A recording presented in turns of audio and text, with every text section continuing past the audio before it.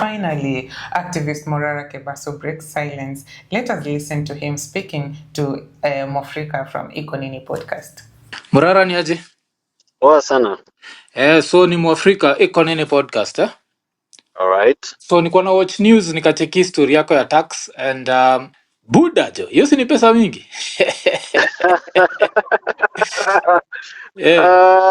Hiyo ni yenye wanasema sikulipia.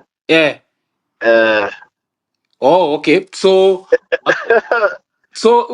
kampuni zilitengeneza 186 million in the past 3 years ama 2 years. Well, I cannot say yes or no. Yes. As you are aware, I do a lot of business. Okay. One of the business that I do is furniture through Morara Home Furniture. Okay.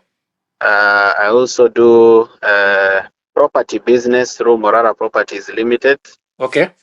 Where we basically convert shipping containers into houses and shops. Yes. And I also have a security company called Backtent Security Limited. Okay. And a fashion company called Luku Fashion. Yeah. So what KRA is saying is that I did not declare 186 million. Okay. As revenue, and therefore I should have paid VAT on it. Yes. But also what I'm telling them is that VAT can be discounted from expenses. Oh, okay. So history yote your 27 million is just based on VAT. Actually, you know what they are talking about is VAT for about 26 million and income tax for 1 million. Okay. So this VAT, which is the 99% of the amount in Wanataka, which is the 26 million. As you are aware, VAT is usually deducted from expenses. Okay. All right. My name is Sale Tatiana, and this is the Kenya Digital News. And my name is John Odero. Welcome. Yeah. Thank you so much. Yeah. So we are listening to Morara KEBASO speaking and about the allegations from the KRA that he has not been paying his taxes for the last 3 months. I don't know what you 3 years or 3 months. 3 years. I don't know what you feel about that. The first question that I must ask myself, or I must ask the government, is that if Morara KEBASO has been doing business for the last 3 years, what have they been doing? That is the first question that Kenyans must ask themselves. Is this a political witch hunt, or is this a way of making Morara KEBASO to feel ashamed of himself in front of That's Kenyans? public shaming. That is now public shaming. But what are they trying to achieve with this? I believe that Morara KEBASO, because he has said that he's doing a lot of business, right? He has talked about... He has a number of businesses. Yes. I don't want to advertise for him for free, but he's doing business. Then he has also said that the 27 million Kenya shillings that the KRA is talking about, that is VAT. But away from that, I want to go to politics because I understand how governments do operate in the whole world. When there is someone who is a threat, especially to the leader of the government, Morara KEBASO has proved that he is a potential threat opponent, to President William Samoei Arap Ruto, to anyone in government, because remember during his time when he was doing Vampire Diaries, I don't know whether he's still doing them, he was exposing some of the stalled projects by government, and he was even telling Kenyans how much was allocated to that particular project and how much has been paid. And he was even telling us when this project was launched, who launched it, and how they've been lying to Kenyans. Let me tell you. He was even naming the contractors who were awarded the tender. So they understand that Morara KEBASO is someone who can do his homework very well. Wanaelewa huyu jamaa akipewa kazi anaweza fanya homework yake vizuri. So I feel like it's a tit for tat because the other time the Vampire Diaries was there to shame the government. So right now they are trying to publicly shame him for not paying taxes, which I feel like it's so lame. By the way. But alafu kitu kingine pia lazima uelewe, washajua kwamba vijana and unajua vijana ndio wako wengi. So the youth of this nation, they can resonate with the narrative that Morara KEBASO is talking about, for example, civic education. Let us go back to why the government might be after Morara KEBASO. You can't tell me through those Vampire Diaries, those expose artists, someone is happy with Morara KEBASO. Definitely they're not happy with him.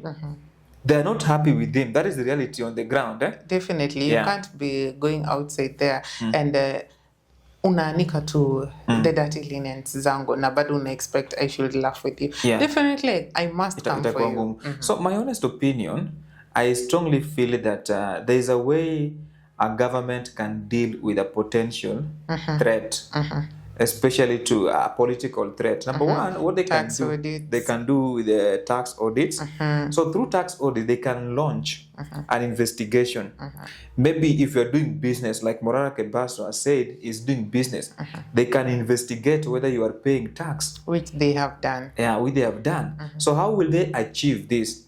They will go to your business, watasema kwamba you're not doing this, you're not doing that. I'm saying they're making an allegation, right?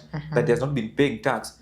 So kufanya hivyo itasaidiaje wananchi kusikia kwamba Morara KEBASO anafanya kitu kama hiyo? First, they just want to make Morara KEBASO to look like someone who cannot be trusted. Irresponsible. Because if he is going to vie to become the president, meaning hatakuwa analipa tax. Of which atakuwa pia akiangalia maslahi yenu kwa sababu yani hakuna venye trust mtu kama huyo with your valuables, with your lives, you know. Lakini to be honest, it is going to backfire. Because there are people, why I'm saying this, there are people who believe in Morara KEBASO. Whether amekuwa akiomba pesa online. Can you rate online, it a percentage? Percentage. Saizi tukiingia tu online. Percentage, let me give it a 60-40.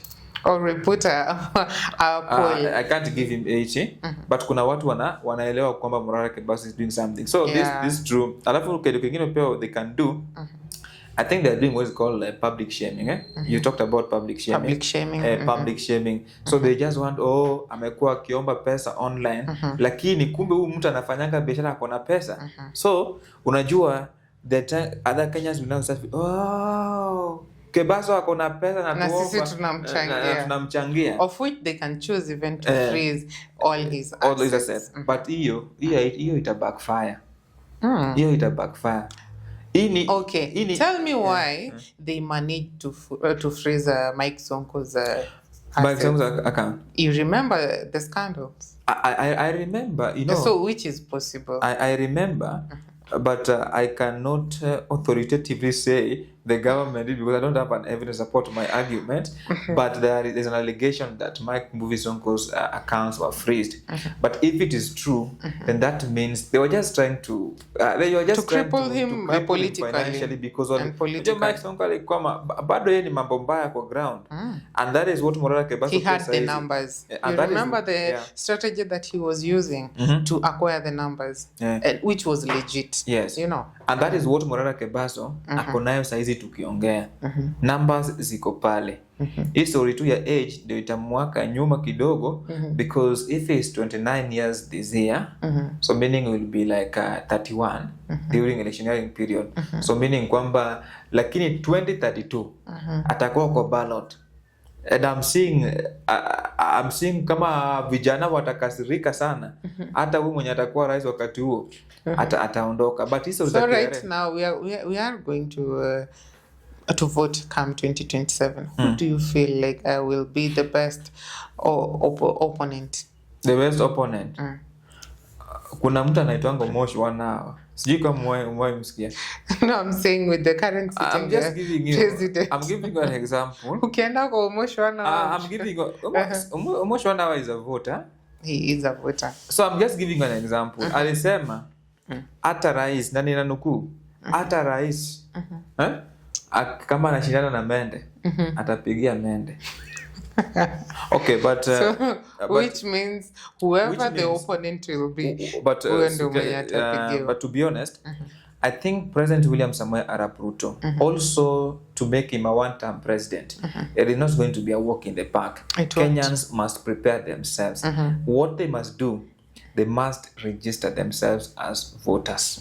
Number two, they must demonetize politics. And that is why Morara KEBASO is being fought, by the way. They are fighting Morara KEBASO because anafanya civic education, anajaribu kukwambia kwamba haufai kuchukua pesa ya mwanasiasa ndio uweze kumchagua. And politicians wanajua vizuri kwamba Wakenya wakijanjaruka watapata wapi. Imagine CDF itolewe leo, NGCDF. Watakuja kutuambia nini ya kudanganya naye? Hakuna, si ndio? So wachana mambo ya pesa. Then lastly, they should vote for someone with a vision, not someone mwenye tu ako tu pale. Mimi ndio naona tu. But hii story ya KRA, this one will make Morara KEBASO popular. It will make Morara KEBASO popular because kuna mtu ako already shampatia hiyo popularity. So I think sometimes the government should find ways of dealing. But pia naweza sema kwamba wanaweza kuwa nataka Morara KEBASO pia ingie side zao. Sindio? I can give you a very good example. Mwangi wa Iria. Kulikuwa na allegations kwamba akona mambo na corruption. Saizi tangu apewe kitu kidogo aingie kwa government. Saizi amenyamaza na hiyo kesi yake mimi sijui kama itaendelea kama itaendelea. But mimi na wewe tunaishi hapa. Lazima itupiliwe mbali. Yeah. So to me that is just a political witch hunt. Of which I doubt if it will make the government to look bad in front of Kenyans. Yes. So the last question, what do you feel like will be the best resolution for Morara KEBASO to maybe, should he retreat or what? He should not retreat. Hii kazi imeanza. Ni kama umeanza kupalilia ama umeanza kulima alafu kumeanza kunyesha. Sasa kwa sababu kunanyesha unaacha. Haufai kuacha, unafaa kufurahia ndio ifanye nini uendelee. Sasa hizi Morara KEBASO, these people they are making you popular. Continue injecting. Continue inject hadi EACC ikuje. Ukiachana na hiyo DCI pia wakuje, hadi NIS wakuje, because watu wote ni wa Kenya. Kila mtu, by the way, hakuna mwenye anataka President William Ruto fail. Nobody. Even this government, hakuna mwenye anataka ifail. They are just providing opposition so as to make the government effective, wafanye kazi. Hakuna kitu mbaya hapo. So do you feel like Morara KEBASO should join hands with Dr. Fred Okengo Matiang'i on this race? Hapana. Yakae peke yake. Morara KEBASO atengeneze siasa yake. The future is bright. The future is, I'm telling you. Yeah, baki aki-inject till 2032. Morara KEBASO afanye tu siasa yake. Hata akijaribu 2032 na abaki. Unaelewa? But at least aendelee kupush. Unajua, wacha nikwambie kitu kimoja. Morara KEBASO hakuanza siasa juzi. By the way, tu niwaambie ukweli. Huyu jamaa hata ameshikwa, akawekwa ndani. Pale akiwa kama alikuwa anataka kuwa president wa KU University pale. So siasa anaelewa vile inapelekwa. And hii ni kitu kidogo, hii ni mboga kwake.